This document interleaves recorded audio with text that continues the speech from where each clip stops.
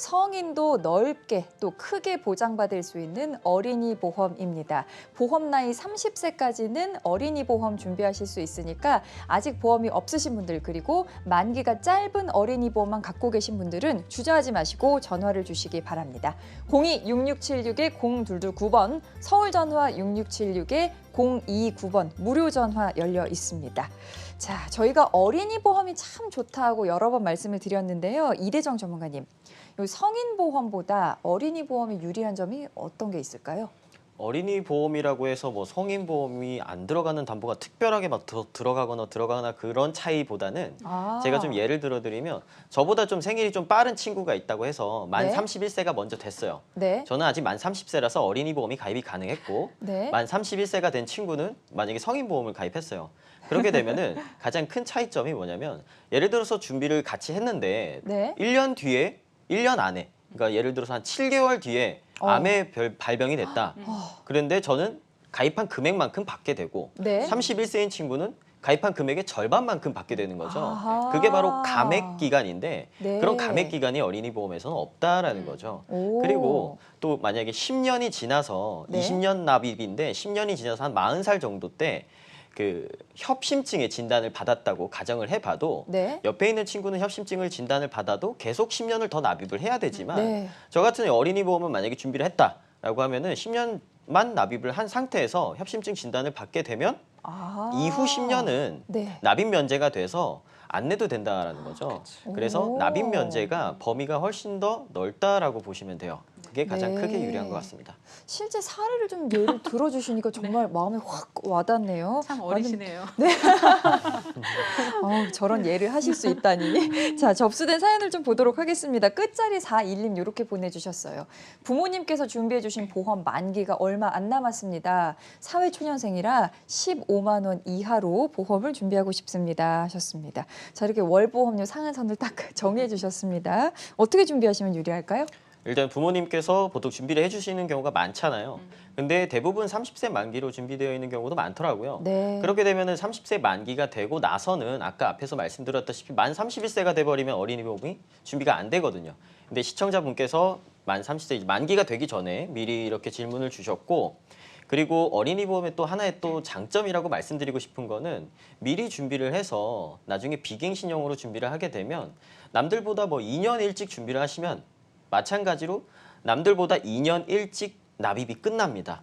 그렇게 되면 맞네요. 지금보다 경제활동이 조금 더 적은 나중에 나이가 조금 더 들어서 그때 돈을 조금 절약할 수가 있다는 거죠. 네. 그래서 보험을 준비를 하실 때는 어린이 보험도 마찬가지고 성인 보험도 마찬가지고 어떻게 준비를 해야 되는지 말씀을 드릴 텐데요.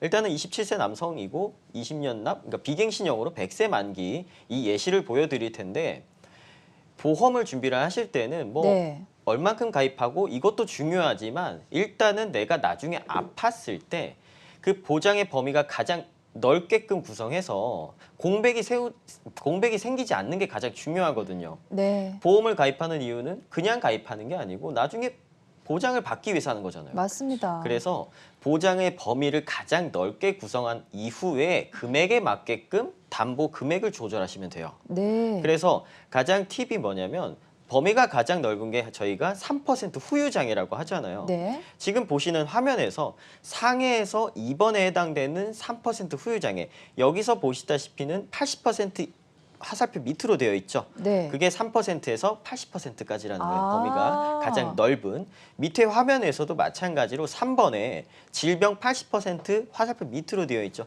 이게 네. 3%거든요. 오. 그래서 3% 후유장애를 미리 준비를 하시게 되면 범위가 가장 넓은 이게 또 반복적으로 지급이 되는 진단비라고도 불리는 담보기도 하거든요. 네. 그래서 후유장애는 나중에 질병을 진단받고 이후에 혹시라도 내 몸에 후유장애가 남았을 때 범위가 가장 넓게 보상을 받을 수 있는 담보가 바로 2번, 3번에 해당되는 담보이기 때문에 같이 준비를 하시는 것도 팁 첫 번째일 것 같습니다. 네. 두 번째 화면에서 보시게 되면 이제 우리가 보장의 범위가 제가 가장 말씀을 드릴 때 강조를 드리잖아요.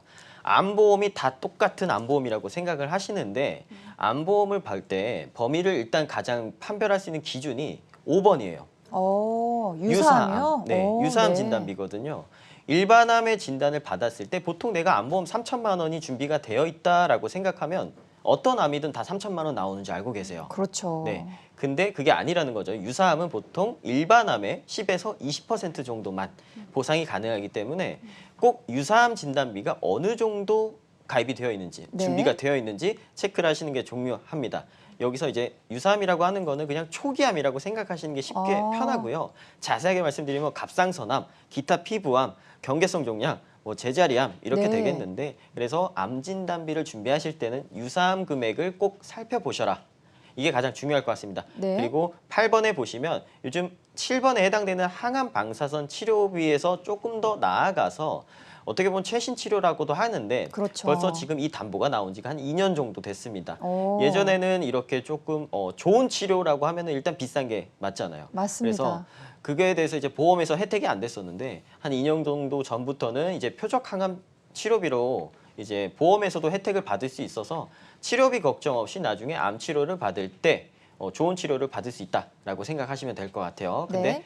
10년 갱신형이라고 되어 있는 부분은 아직 손해율이 측정이 안 되어 있는 부분이라서 이 부분은 알고 계시면 좋을 것 같습니다. 네. 다음 화면에 보시면 앞에서 혈관 질환에서 말씀을 되게 잘 해주셨는데 10번이랑 12번에 해당되는 뇌혈관 질환 진단비와 허혈성 심장 질환 진단비를 미리 폭넓게 보장 범위를 구성을 하시게 되면 네. 나중에 발병률이 가장 높은 협심증 진단 그리고 급성 심근경색이 아니라 일반 심근경색 오. 네. 그리고 혈관 진단에서도 뭐 뇌경색도 어떤 원인에 따라서 되게 많이 분류가 되거든요. 그렇죠. 그래서 혈관 진단을 준비를 하시면서 내가 나중에 어떤 질병을 걸릴지 알고 계신 분들은 아무도 없을 겁니다. 맞습니다. 어떤 질병에 걸릴지 모르기 때문에 미리 건강검진을 통해서 초기에 진단을 받으셔도 그래도 보상을 받을 수 있는 확률이 높은 특약이기 때문에 항상 어린이 보험을 준비를 하실 때나 종합보험을 준비를 하실 때 마찬가지로 혈관 진단비를 구성을 하신 것이 중요합니다. 네.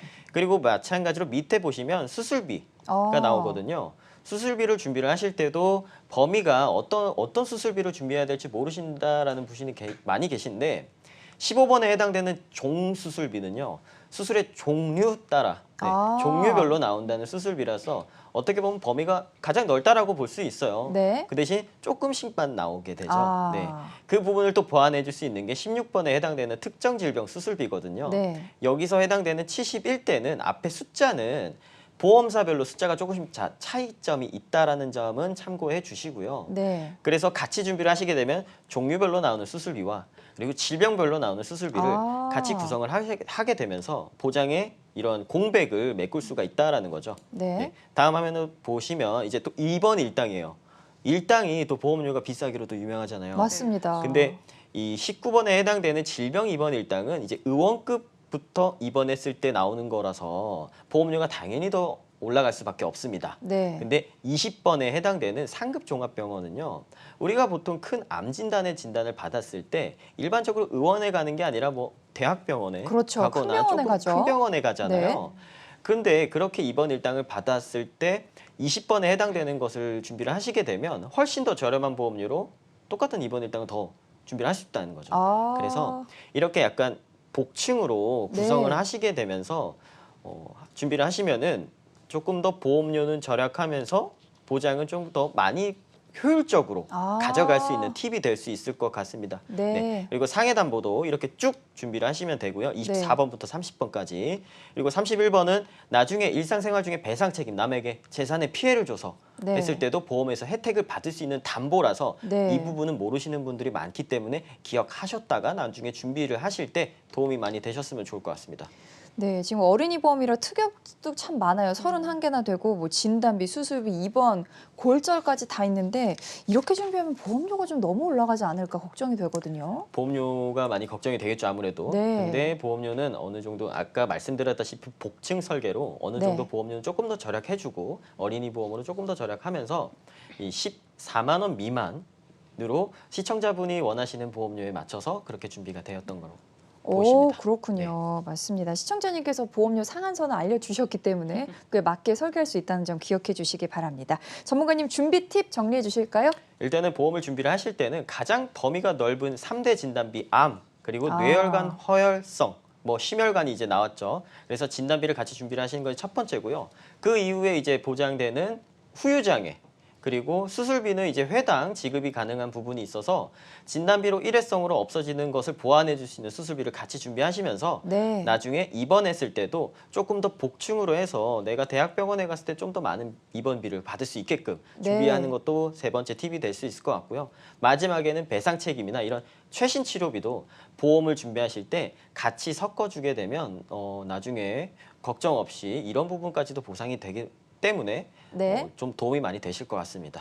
네, 어린이 보험 준비 팁까지 정리를 해주셨습니다. 어린이 보험은 성인 보험에 비해서 장점이 정말 많습니다. 그러니까 만 30세이시라면 바로 전화를 주시기 바랍니다. 02-6676-0229번 무료 전화 열려 있으니까요. 부담 갖지 마시고 전화 주시기 바랍니다.